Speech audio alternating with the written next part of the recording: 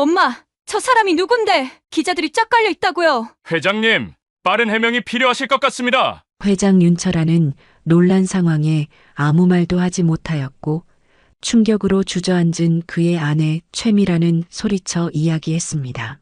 죽은 줄 알았던 그 아이가 돌아왔다니 모든 게 완벽했었는데. 그 아이는 죽지 않았고 지금 우리 앞에 살아 돌아왔어요. 모든 걸 부수기 위해 말이죠.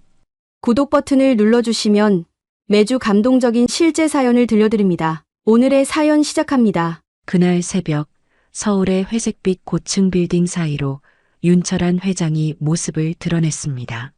이른 시간이라 주변은 아직 조용했지만 그의 발걸음에는 여느 때보다 무거운 결의가 실려 있었죠.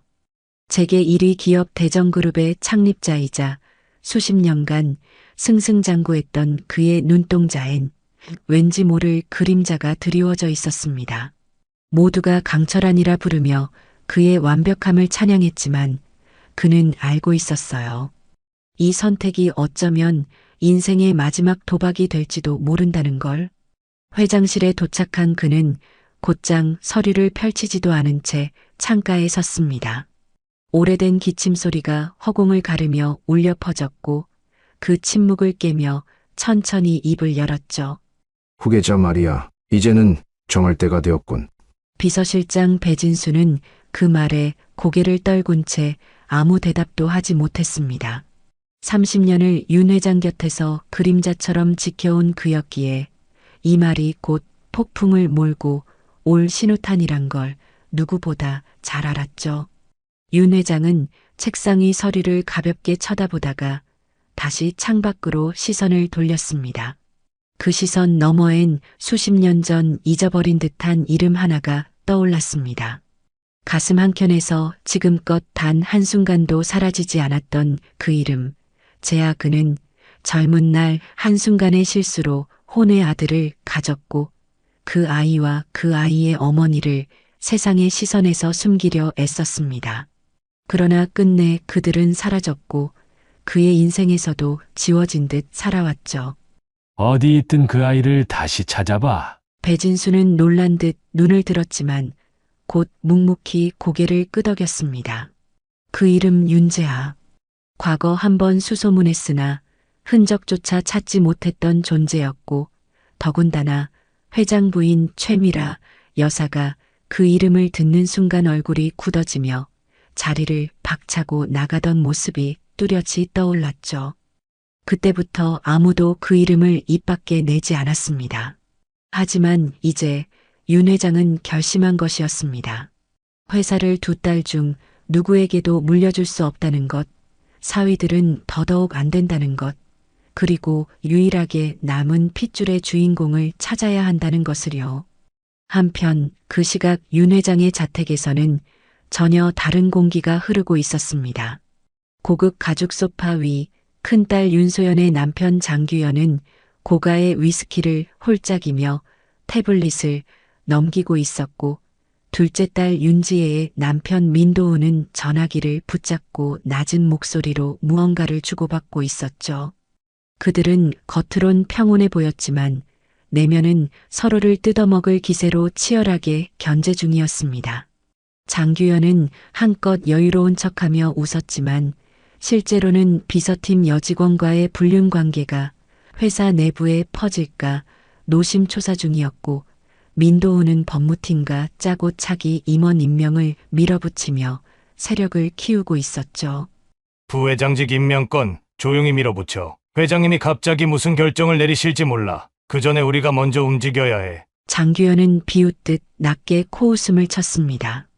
그는 이미 몇 차례 여비서와 해외 출장을 다녀왔고 그녀에게 수백만 원 상당의 선물을 건넨 사실이 있었습니다. 물론 회사 카드를 쓴 정황은 조용히 지웠다고 생각하고 있었죠. 여자 하나 정도는 남자들끼린 다 이해하잖아. 장인어른도 옛날엔 뭐. 그의 입꼬리가 올라갔습니다. 아내 윤소연은 처음엔 그에게 가문의 이름을 안겨줬지만 이제는 정략적인 사이즈 맞는 액세서리에 불과한 존재가 되어 있었죠. 서로의 욕망만 남은 그 가족들 사이 회장은 이미 이 모든 것을 알고 있었습니다. 그래서 지금 윤재하라는 이름을 꺼내든 것이었죠. 밤 11시 회장은 오래된 금고를 열어 낡은 봉투 하나를 꺼냈습니다. 봉투 안엔 어린 윤재하의 사진 몇 장과 그의 어머니 이정숙이 남긴 마지막 편지가 들어 있었습니다. 낡고 바랜 종이에 적힌 글씨는 떨리는 손으로 적힌 듯 삐뚤빼뚤했고 회장은 그것을 한자 한자 읽으며 가슴을 누르듯 숨을 내쉬었죠. 회장님, 정말 시작하시는 겁니까? 배진수의 조심스러운 물음에 윤철아는 고개를 천천히 끄덕였습니다. 그 눈빛엔 후회와 결단이 뒤섞여 있었죠. 이제 그 어떤 미련도 망설임도 없었습니다. 한 번 더 잃을 수는 없었기에 그는 마침내 입을 열었습니다. 이 회사 윤재아에게 물려줄 거야. 그 아이만이 나를 대신할 수 있어. 하지만 그는 몰랐습니다. 지금까지 자신 곁에 있던 아내, 그 우아하고 고상한 척하던 최미라 여사가 바로 그 이정숙과 윤재아를 이 세상에서 지워버리려 했던 인물이라는 것을요. 그리고 그 비밀이 곧 이 집안과 회사 전체를 송두리째 흔들 거대한 폭풍으로 이어질 것이란 것도 윤 회장이 그 이름을 입에 올린 지 채 하루도 지나지 않아 집안은 걷잡을 수 없는 긴장 속으로 빨려 들어갔습니다. 다툼은 언제나 겉으로는 고요하게 시작되었죠. 이날도 그랬습니다. 하인 하나의 발언, 메이드의 수군거림 하나가 불씨가 되었고 결국 화약고에 불이 붙고 말았습니다. 저녁 식사 시간 대전그룹 회장 저택의 다이닝룸은 긴장으로 얼어붙어 있었습니다. 무릎을 붙인 채 정갈하게 앉은 최미라 여사는 시종일관 말이 없었고 두 딸 윤소연과 윤지혜는 서로의 남편에게 잔을 따르며 눈빛으로 견제 중이었죠. 그러다 윤 회장이 조용히 수저를 내려놓았습니다. 모두의 시선이 그에게 쏠렸습니다. 단 한마디면 이 집안의 균열을 선명하게 그려낼 수 있었고 그 한마디는 너무도 날카로웠습니다.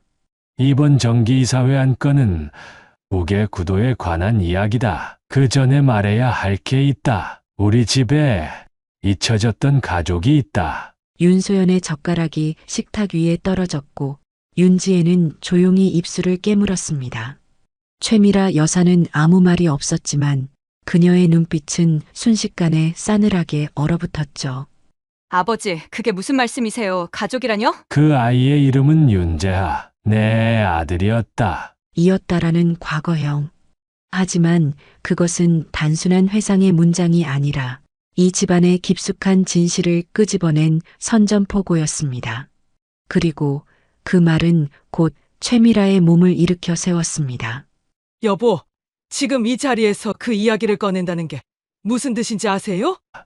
정확히 알고 있어. 이 집의 미래를 위해서라면 이제는 숨길 수 없어. 식탁 위엔 고급스러운 스테이크와 와인이 놓여 있었지만 그 순간만큼은 그 어떤 잔치상도 독처럼 느껴졌습니다.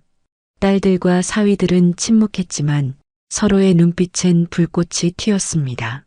그리고 3일 뒤 그 충격은 파국으로 이어졌습니다. 최미라 여사는 갑작스레 쓰러졌고 그녀가 숨을 거둔 장소는 다름 아닌 윤재하의 흔적을 지우기 위해 한때 사람을 보냈던 그 오래된 여관 근처였습니다. 사인은 뇌출혈. 하지만 사망 당시 그녀가 입고 있던 외출복, 쥐고 있던 낡은 사진 한 장, 그 모든 것은 누군가를 뒤쫓다 정신을 잃었다는 걸 암시하고 있었죠. 장례식장은 조용했지만 속내를 숨긴 가족들로 가득했습니다. 윤 회장은 말이 없었고 두 딸은 상복을 입고도 남편들 뒤에 숨어 있었습니다. 그날 조문객들 사이로 수상한 남자가 하나 들어섰습니다. 모자와 마스크로 얼굴을 가린 채 낡은 운동화를 신고 있는 남자. 그는 영정 앞에 서서 한참을 바라보다 묵묵히 절을 올리고 돌아섰죠. 배진수는 그를 보고 뭔가 이상한 낌새를 느꼈고 뒤따라 나가려 했지만 그 남자는 이미 장례식장 골목 너머로 사라지고 없었습니다. 그날 밤 윤 회장은 혼자 최미라의 유품을 정리하던 중 장롱 깊숙이 숨겨진 노트 하나를 발견하게 됩니다. 표지엔 손때 묻은 글씨로 이렇게 적혀 있었습니다. 정숙과 그 아이 끝내 살아 있었을까?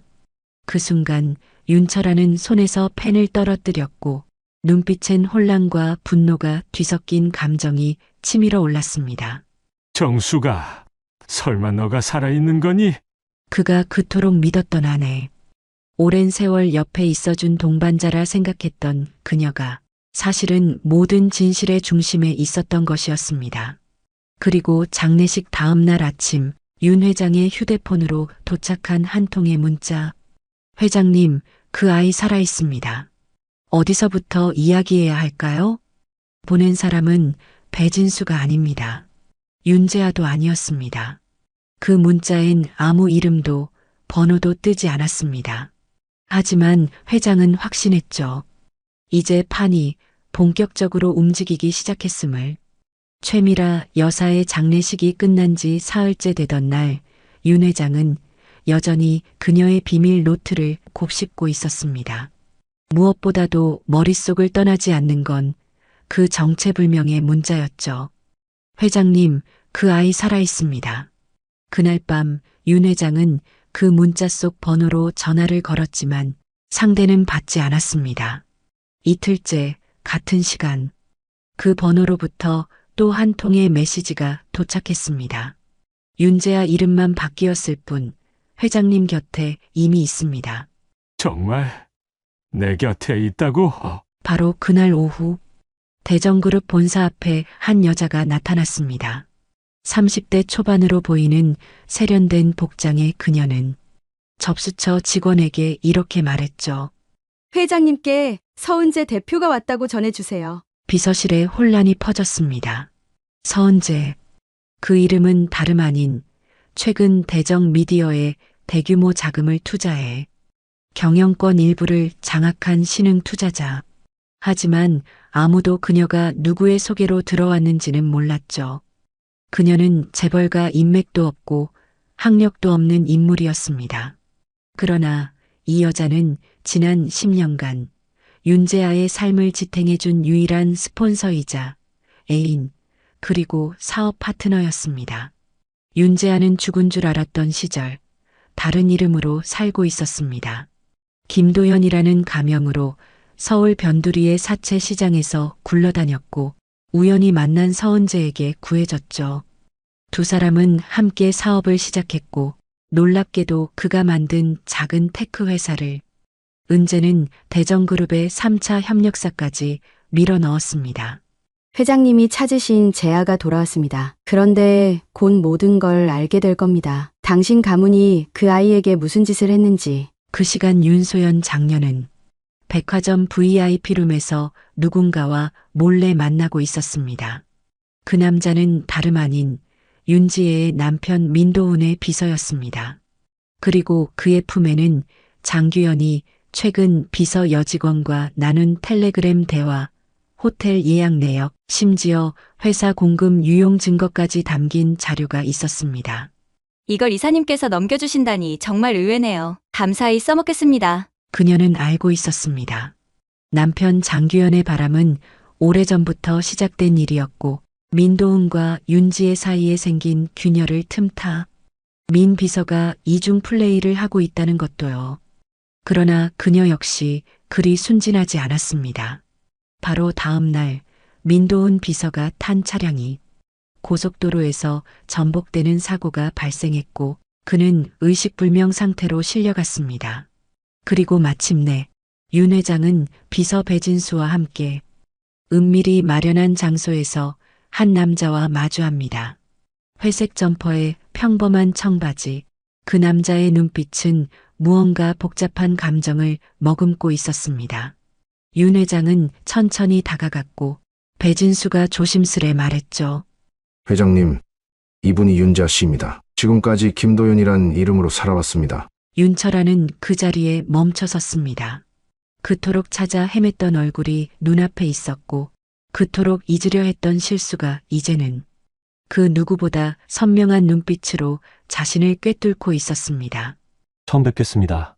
30년 만에 보는 시아버지께 인사는 이걸로 대신하겠습니다. 그리고 그는 파일 하나를 꺼내 윤 회장 앞에 던졌습니다.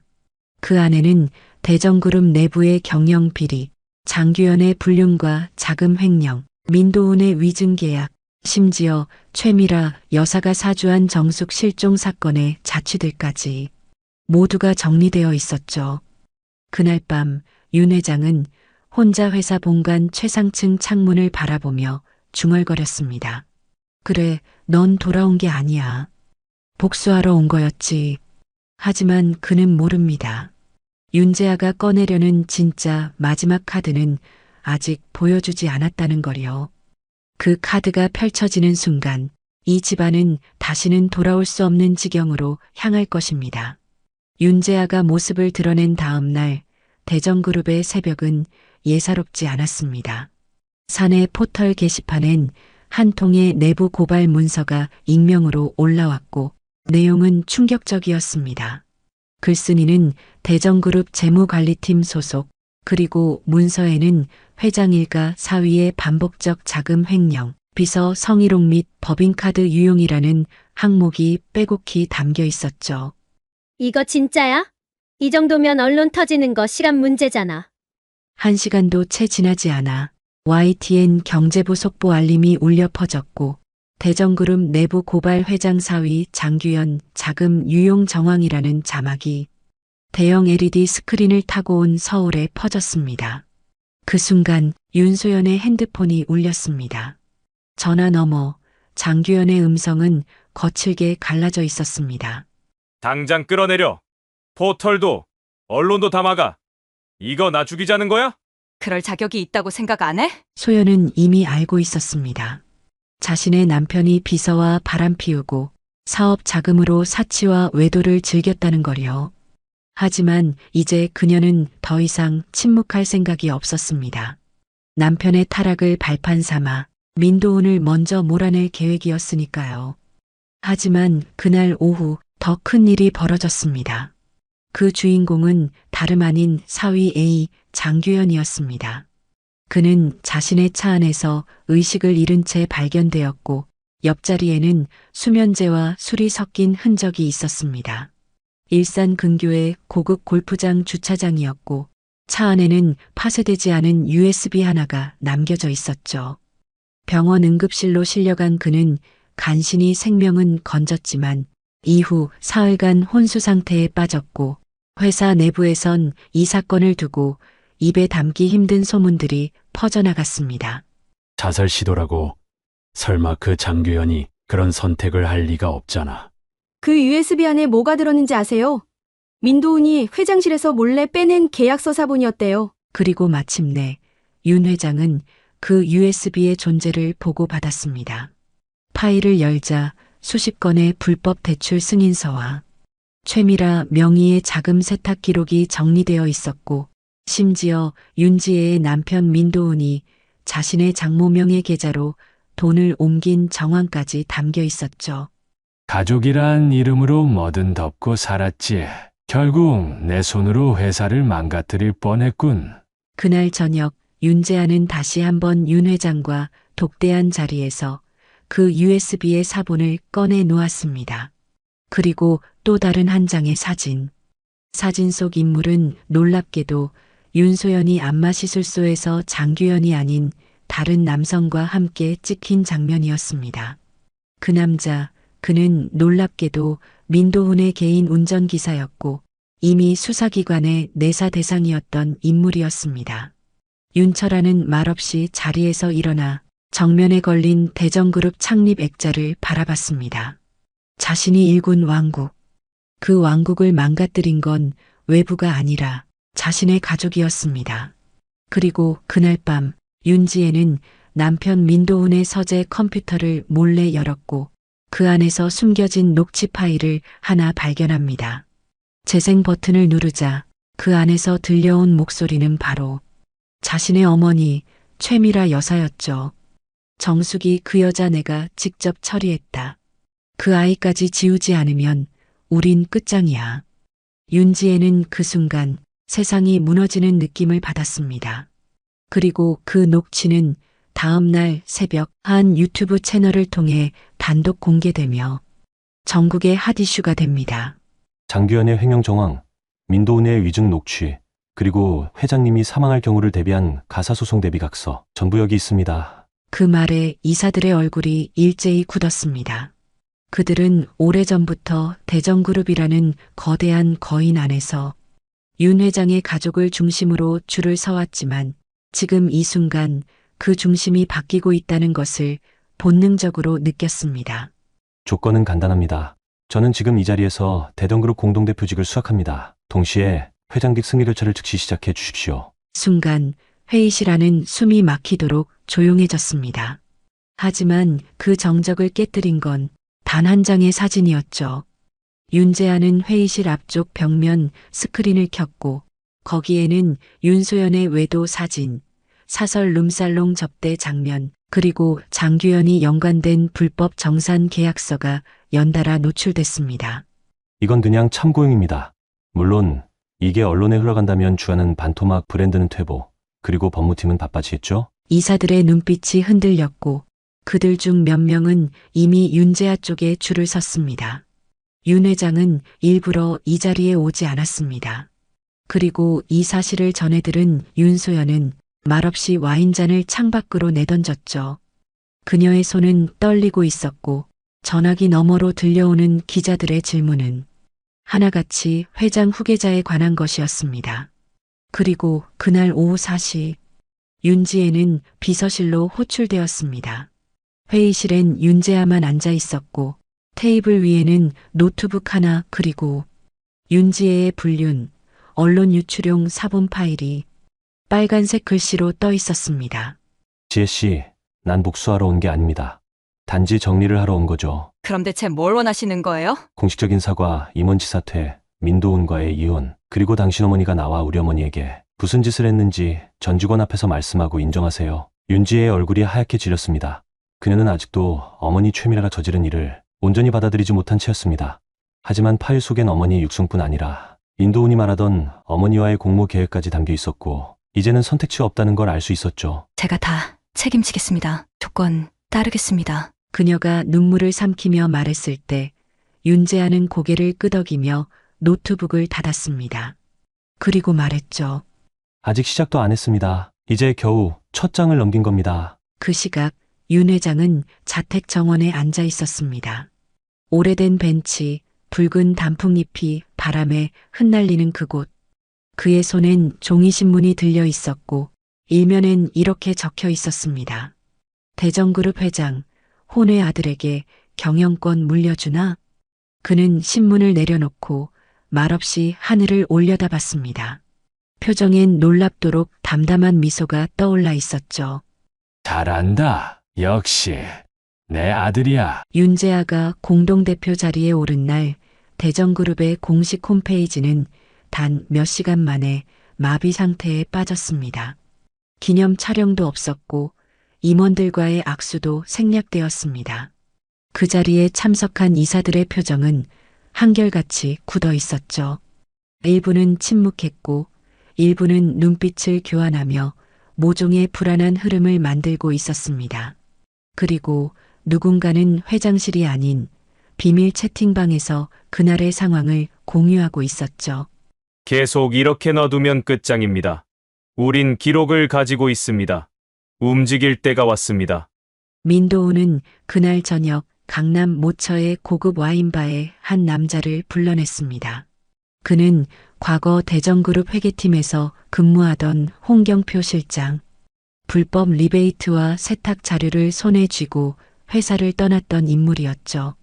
그 녹음 파일 아직 갖고 있지? 최미라 여사 시절부터 장인어른까지. 재아가 그걸 보면 끝장나. 홍경표는 한참을 말없이 와인을 마시다 조용히 USB 하나를 테이블에 올려놓았습니다. 하지만 그가 말하길 이건 복사본이고 원본은 아직 내 사람이 갖고 있어. 그리고 나 죽기 싫어. 그 순간 민도훈은 뭔가 불길한 예감을 느꼈습니다. 그는 사람을 믿지 않는 사람이었고 이건 어디까지나 거래가 아니라 위험이었습니다. 이사회 당일 윤재하는 비서 배진수를 대동해 본사 33층 전략회의실에 입장했습니다. 대정의 심장이라 불리는 그곳 검은 회의 테이블에 마주 앉은 12명의 이사들. 그들은 침묵으로 그를 맞이했지만 그 속엔 명백한 저항의 기류가 흘렀습니다. 공동대표 추대 이후 각 계열사에서 불만이 올라오고 있습니다. 윤재하 씨, 본인의 실적과 자격을 입증하셔야 하지 않겠습니까? 윤재하는 차분히 노트북을 열었고 스크린엔 대정그룹 지난 5년간의 리스크 구조, 그리고 자신이 설립한 중소 테크 기업이 어떻게 그 허점을 메워주고 있었는지에 대한 완벽한 자료가 정리되어 있었죠. 저는 능력으로 여기에 왔습니다. 하지만 오늘 이 자리는 정리입니다. 그 순간 배진수가 휴대폰을 꺼내 한 통의 메시지를 보여줬습니다. 내용은 단 한 줄. 홍경표 실종. 금일 오전 7시 이후 연락 두절. 차량만 남겨져 있음. 무슨 일이 벌어지고 있는 겁니까? 그리고 이사회실 벽 너머 감시 카메라를 보던 보안팀장도 무언가 이상한 낌새를 느꼈습니다. 건물 지하 1층, 주차장 뒤편. 화면 속엔 누군가가 검은 마스크를 쓰고 트렁크를 여는 장면이 고스란히 기록되고 있었죠. 그 차량은 바로 민도훈의 회사 차량이었습니다. 그날 오후 윤재하는 기자회견을 준비했습니다. 이사회의 침묵, 실종 사건의 정황, 내부조사 착수, 모든 것이 한 줄의 성명서로 정리될 참이었습니다. 그러나 기자회견장으로 향하던 도중 그의 휴대폰으로 사진 한 장이 도착했습니다. 사진 속엔 어두운 창고 벽에 묶여있는 홍경표의 모습, 그리고 피 묻은 손, 흐릿한 눈빛, 그리고 배경 어딘가에 붙은 붉은 스티커 하나. 그 스티커는 민도훈이 운영하던 비공식 사무실에서 사용하던 이니셜 마크였습니다. 이젠 선을 넘는구나. 그날 밤 윤재하는 자신의 방에서 한 장의 서류를 꺼냈습니다. 회장 승계 요청서, 그리고 그 아래에는 윤철한 회장의 사인이 이미 남겨져 있었죠. 그는 조용히 고개를 들었습니다. 이건 더 이상 가족에 대한 복수가 아니었습니다. 이제부터는 기업 전쟁, 살아남는 자만이 대정그룹의 주인이 되는 싸움이었습니다. 다음 날 새벽 4시, 서울 외곽의 한 폐건물에서 경찰이 한 남자를 구조합니다. 그는 다름 아닌 홍경표 실장이었고 양손이 묶인 채 피범벅이 된 셔츠를 입고 있었습니다. 얼굴엔 멍자국, 입술은 터졌고 몸에는 고문당한 흔적이 역력했죠. 그가 한동안 정신을 잃은 채 실려간 병원에선 취재진이 몰려들었고 경찰은 급히 병실 앞을 통제했습니다. 하지만 이미 늦었습니다. 그와 동시에 오전 8시 정각 유튜브 채널 전국기업열전에서 예고도 없이 영상 하나가 업로드됩니다. 제목은 단순했습니다. 대정그룹 내부비리 폭로, 1탄 누가 회장을 죽이려 했나? 영상이 시작되자 윤재하의 음성이 등장했습니다. 그리고 이어지는 장면은 그가 받은 홍경표의 증언 영상, 직접 카메라를 들고 남긴 고백이었죠. 나는 알고 있었습니다. 최미라 여사의 지시로 정숙 씨를 미행했고 윤재하를 제거하라는 말도 들었습니다. 그 명령을 민도훈이 직접 전달했죠. 그리고 내 입을 막으려 했습니다. 그 영상이 퍼지는 데 걸린 시간 단 10분. 각종 언론사가 받아쓰기 시작했고 실시간 검색어 1위부터 10위까지 모두 대정그룹 관련 키워드로 도배됐습니다. 윤재하 실존 확인, 혼외 자식 복수극, 정실 부인 암살 지시 정황, 장규현 외도 횡령, 민도훈 납치 공모. 윤 회장은 그날 오후 공식 입장을 밝히지 않았습니다. 오히려 자택을 떠나 어디론가 사라졌고 회사 내부는 총체적 혼란에 빠졌습니다. 그리고 오후 3시 윤재하는 정장을 단단히 갖춰 입고 공식 기자회견장에 등장했습니다. 그를 마주한 기자들은 모두 비선의 실체, 회장직 승계, 그리고 민도훈의 배우에 대해 질문을 퍼부었지만 그는 단 하나의 영상만을 띄웠습니다. 이 장면이 대정그룹의 진짜 민낯입니다. 스크린에는 CCTV 영상 하나가 재생됐습니다. 영상은 민도훈이 최미라 여사와 함께 과거의 고급 레스토랑에서 대화를 나누는 장면, 그리고 이어지는 대사는 모두 영상 속 음성 인식 자막으로 뜨고 있었죠. 그 여자와 그 아이 지워버리면 돼. 탈씨는 절대 눈치 못 챌 거야. 그럼 처리는 제가 맡겠습니다. 정리되면 연락드리죠. 현장은 충격으로 물들었습니다. 기자들의 펜이 멈췄고 카메라 셔터 소리조차 조용해졌습니다. 그리고 마지막 장면. 영상 끝자락에 사설 요양원에 갇혀 있는 이정숙의 모습이 1초간 스쳐 지나갔습니다. 피부는 창백하고 눈엔 초점이 없었으며 마치 오래전부터 어디엔가 감금된 사람처럼 보였죠. 그 시각 윤지혜는 자택 욕실에서 급하게 토하고 있었습니다. 윤소연은 술에 취해 거실 소파에 널브러져 울부짖고 있었고 민도훈은 잠적했습니다. 현재 민도훈 씨의 소재는 파악되지 않고 있으며 검찰은 조만간 대정그룹에 대한 대대적인 조사에 착수할 것으로 보입니다. 끝났습니다. 아니요. 이제 시작이죠. 진짜 심판은 이제부터입니다. 윤재아가 공개한 마지막 장면, 스크린 속 창백한 얼굴의 여인. 그녀는 윤철안의 과거 연인이자 윤재아의 어머니 이정숙이었습니다. 그녀가 있다는 단서는 아무도 몰랐습니다. 최미라 여사가 사망하기 전까지도 그 누구도 그녀가 살아있다고 믿지 않았죠. 그러나 정숙은 살아있었고 서울 외곽의 한 요양병원 엘린마을 3동이라는 이름으로 철저히 숨겨져 조용히 아주 오랫동안 갇혀 있었습니다. 이정숙이 발견된 날 병원은 발칵 뒤집혔습니다. 환자 명부에 그녀의 이름은 없었고 입원 기록은 모두 위조돼 있었습니다. 병원장조차 그녀가 누구인지 모른다는 진술을 했죠. 하지만 그녀는 윤재아가 찾아왔을 때 천천히 눈을 떴습니다. 재하야, 엄마야. 그 한마디에 윤재아는 말을 잃었습니다.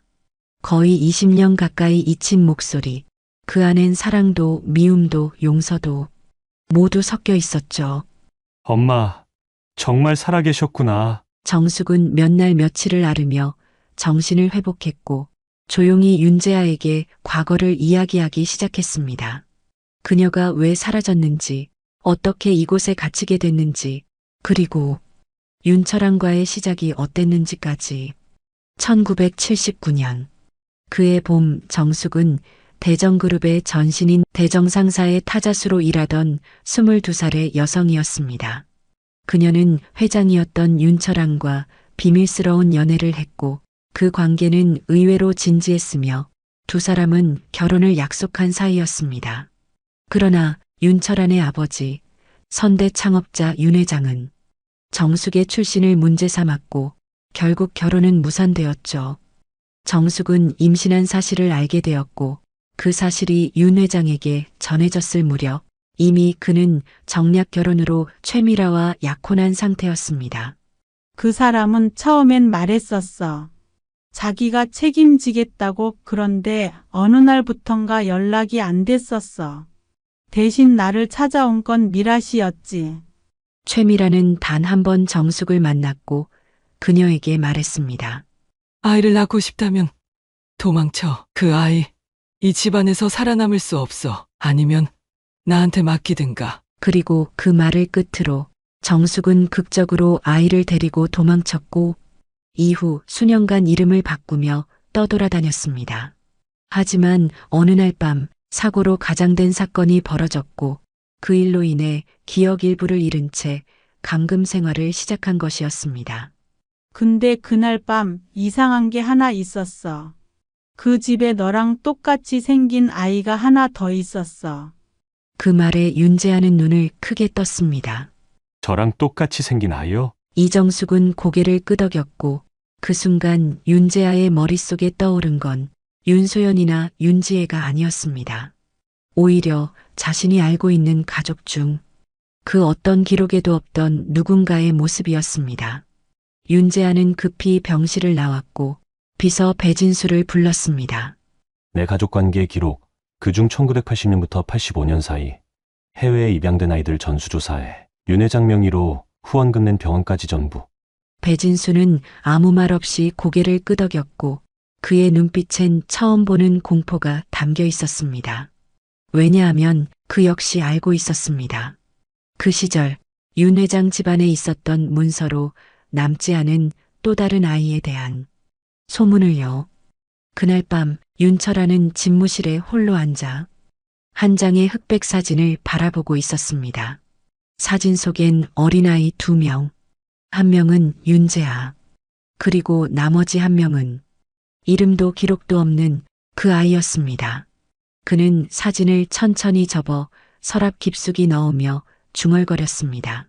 그 아이까지 살아있다면 그날 이후 윤재아는 밤낮 없이 움직였습니다.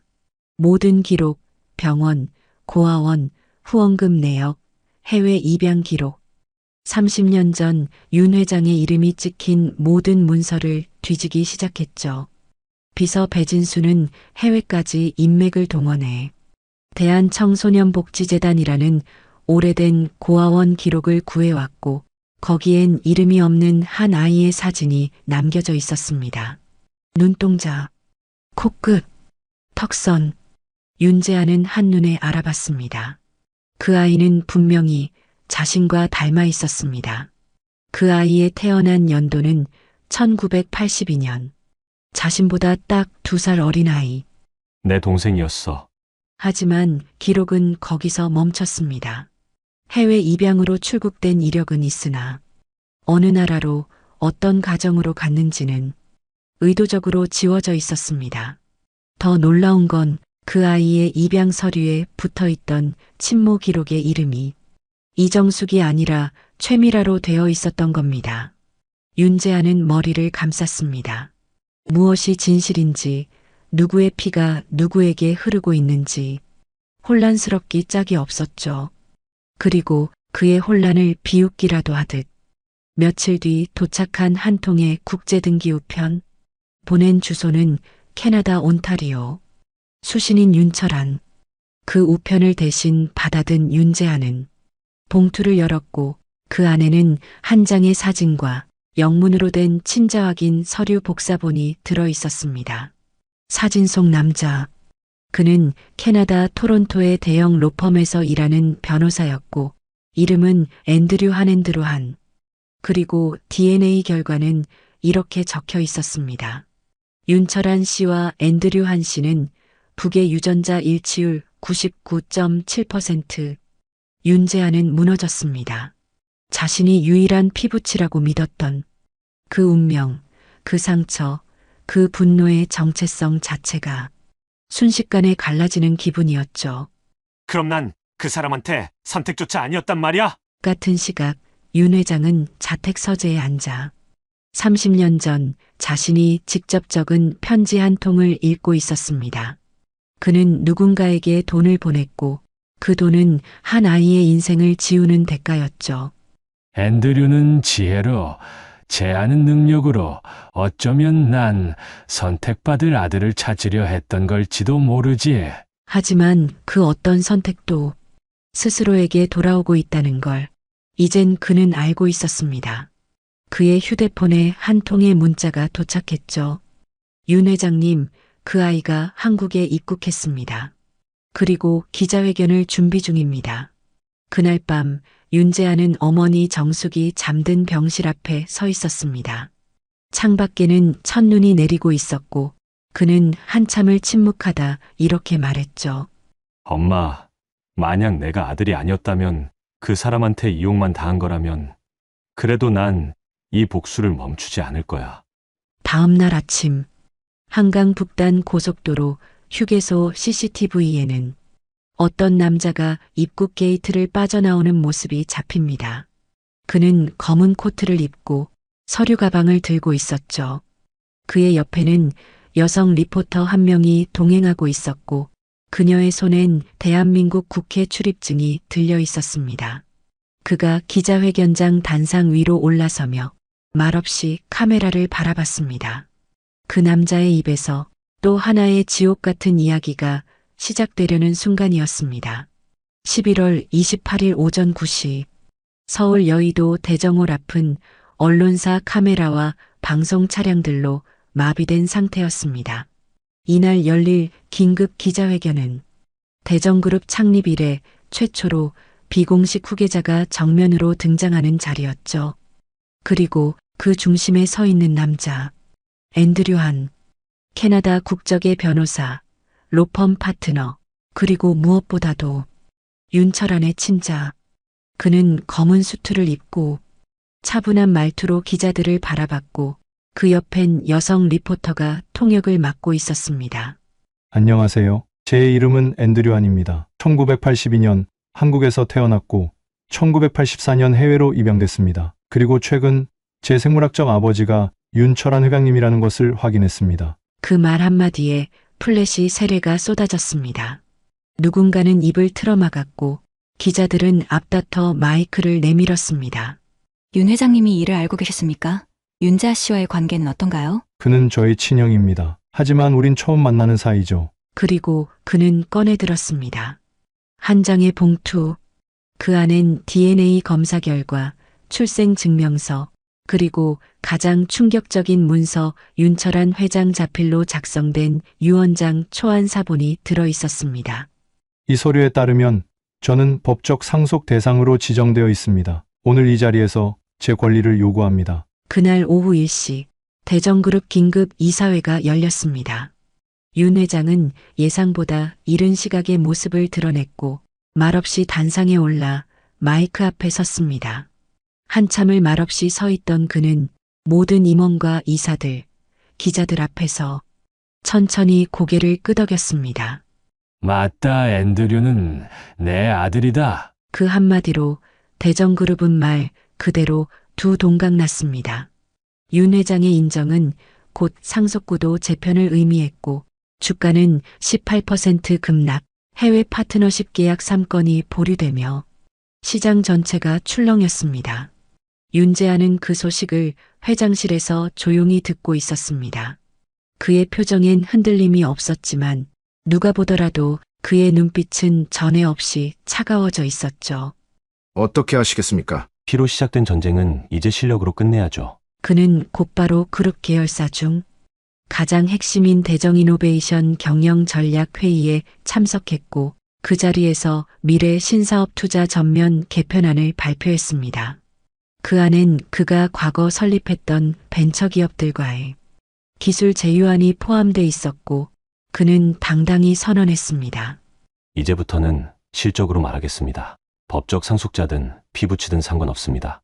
이 회사에 필요한 건 누가 이 회사를 살릴 수 있는가입니다. 그날 저녁 앤드류 한은 언론과의 인터뷰에서 조용히 말을 남겼습니다. 윤 회장님의 인정만으론 부족합니다. 전 법적으로 그리고 공개적으로 제 위치를 확보할 겁니다. 그게 저희 생존 방식이니까요. 그리고 그 밤 한 인물이 윤철한을 찾아와 귓속말로 짧게 속삭입니다. 회장님, 앤드류가 한국에 들어오기 전 누군가와 접촉한 흔적이 있습니다. 민도훈입니다. 두 아들, 윤재하와 앤드류. 누가 진짜 후계자인가? 그 싸움은 더 이상 가족의 문제가 아니었습니다.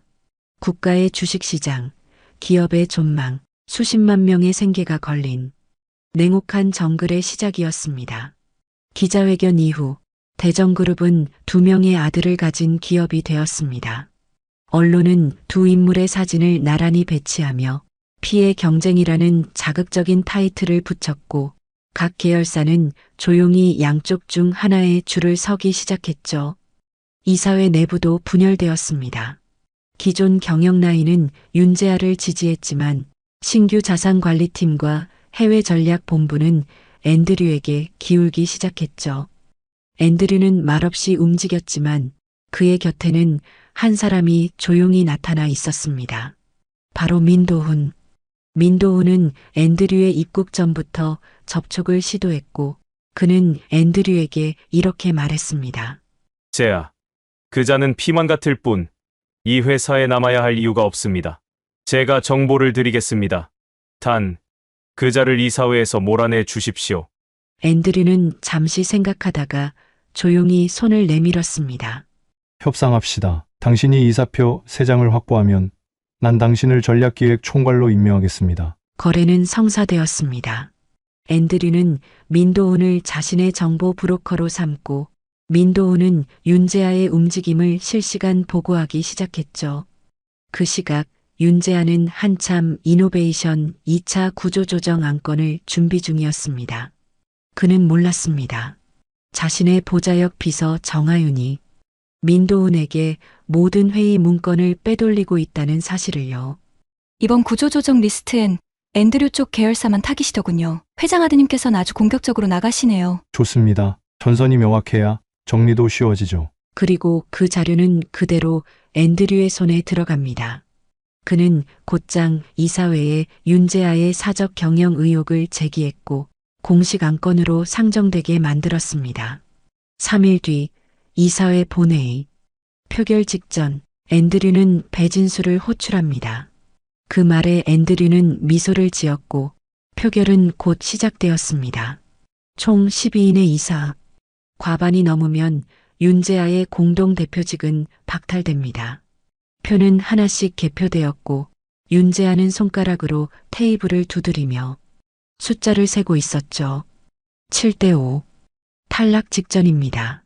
마지막 표. 윤 회장 본인의 표는 부재로 간주되었고 마지막 한 장은 비서팀 출신 신임이사 송인호. 그는 평소 윤재아와 친분이 있었지만 최근 부쩍 앤드류 측 회의에 참석했다는 소문이 돌고 있었죠. 마지막 표 찬성. 순간 회의실은 조용해졌습니다. 총 8대4. 윤재아 공동대표직 박탈. 이사회가 끝난 뒤 윤재아는 말없이 회의장을 떠났고 기자들은 그를 따라붙었지만 그는 아무 말 없이 회사 로비를 빠져나갔습니다. 밖에는 비가 내리고 있었고 그의 어깨 위로 흰 눈이 몇 송이 내려앉았습니다. 내가 졌다고? 아니, 이건 잠깐 밀린 거야. 그리고 그날 밤 윤재아는 조용히 옥상에 올라가 도심의 야경을 내려다보며 폰을 꺼내 한 번호를 누릅니다. 배 실장, 이제 그 카드 써야겠어요. 그 영상 준비됐죠? 그가 말한 그 영상은 아직 아무도 보지 못했습니다.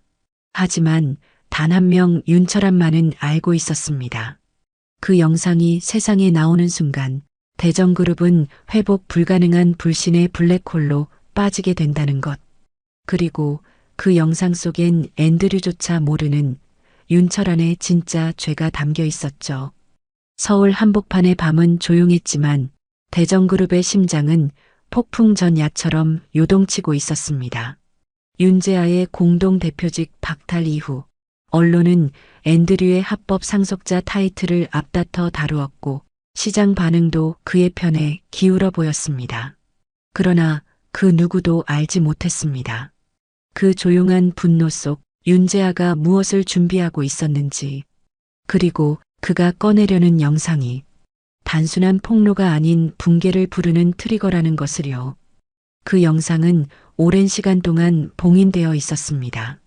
원본은 1993년 대전건설 구용인지사 회계실에서 몰래 찍힌 CCTV 기록으로 시작됩니다. 영상 속에는 젊은 윤철한 회장이 흰 와이셔츠 소매를 거둔 채 한 남성과 대화를 나누고 있었습니다. 그 남자는 정숙의 오빠, 즉 윤재아의 외삼촌 이현철이었습니다. 그리고 그날 대화의 마지막 장면. 카메라가 흔들리며 남자의 비명과 윤철한의 한마디가 명확히 들려옵니다. 정숙이 그 여자는 너가 처리해. 그 아이도 함께. 대신 애정의 이름은 절대 거론되지 않게 해. 그리고 화면이 정지되기 직전 책상 위에 놓인 현금 다발과 봉투들, 그리고 후원 명목의 입양 알선 서류가 함께 비춰졌습니다. 그 영상은 비서 배진수가 우연히 보관 창고에서 발견한 것이었고 윤재아에게 전달된 이후 그는 단 한 번도 재생을 멈추지 않았습니다. 몇 번이고 되감아 보며 아버지라 믿었던 사람의 진짜 모습을 곱씹고 또 곱씹었습니다. 이걸로 한 방에 끝낼 수 있어. 이 집안도, 이 회사도, 아버지라는 사람도. 그리고 마침내 그 영상은 대전그룹 공식 SNS 계정을 통해 업로드됩니다. 해킹된 계정이 아닌 윤재아가 공동대표 시절 만든 미디어 전담 계정. 마스터 권한은 여전히 그에게 있었고 그걸 마지막 복수의 무대로 사용한 것이었죠. 영상은 실시간으로 조회수 10만, 30만, 50만을 넘겼고 채 1시간도 되지 않아 전 국민의 입에 오르내리는 전설의 폭로가 되었죠. 윤철아는 그 영상이 올라온 직후 그 어떤 변명도 하지 않았습니다. 그는 조용히 집무실을 나와 지하 금고 안에 오래된 파일 박스를 열었습니다.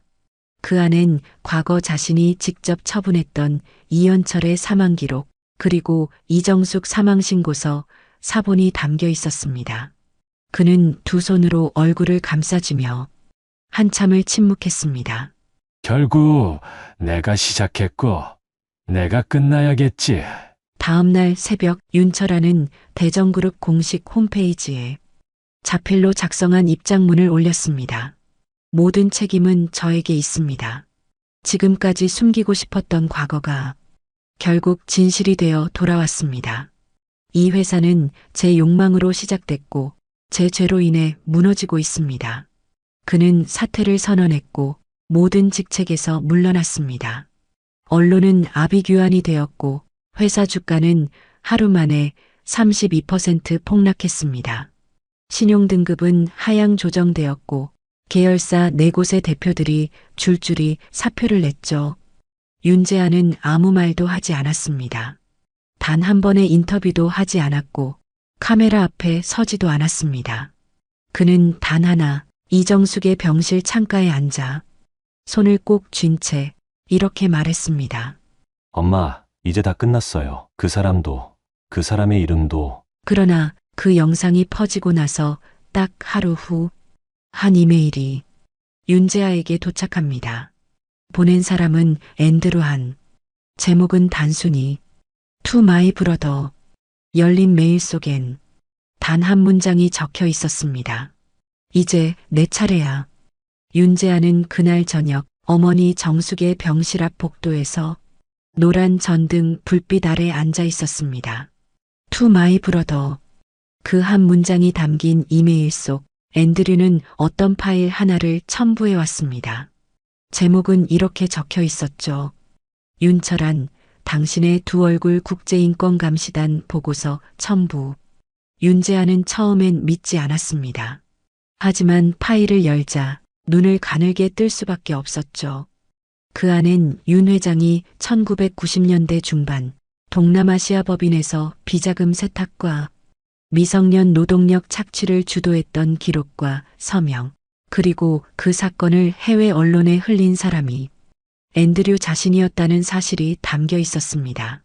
넌 처음부터 이 회사를 박살내러 온 거였구나. 다음 날 앤드류는 대전그룹 긴급 이사회에서 새로운 제안을 꺼냅니다. 그의 말은 단호했습니다. 대전그룹은 해체돼야 합니다. 이제 이 기업은 과거 범죄에 의해 세워졌다는 게 증명됐습니다. 남은 건 기업 청산뿐입니다. 임원진은 술렁였고 그들은 믿지 못할 눈으로 윤재아를 바라봤습니다. 그가 앤드류를 막아주길 바라는 눈빛이었지만 윤재아는 아무 말 없이 하얀 보고서 한 장을 회의 테이블 위에 올려놓았죠. 그 문서엔 이렇게 적혀 있었습니다. 대전그룹 미래에너지 부문만 분사해 신설법인 설립. 나머지 계열사 전부 정리, 비공식 해체. 그리고 그날 밤 윤재아는 앤드류와 단둘이 옥상 전망대에 마주 섰습니다. 눈이 내리고 있었고 도시는 고요했습니다. 마치 모든 전쟁이 끝났다는 듯. 우린 둘 다 같은 피를 가졌지만 다른 걸 품고 자랐네. 나는 복수하려 했고 형은 지키려 했지. 결국 우리가 부순 건 아버지였고 스스로의 가짜 가족이었어. 말에 앤드류는 조용히 미소 지었습니다.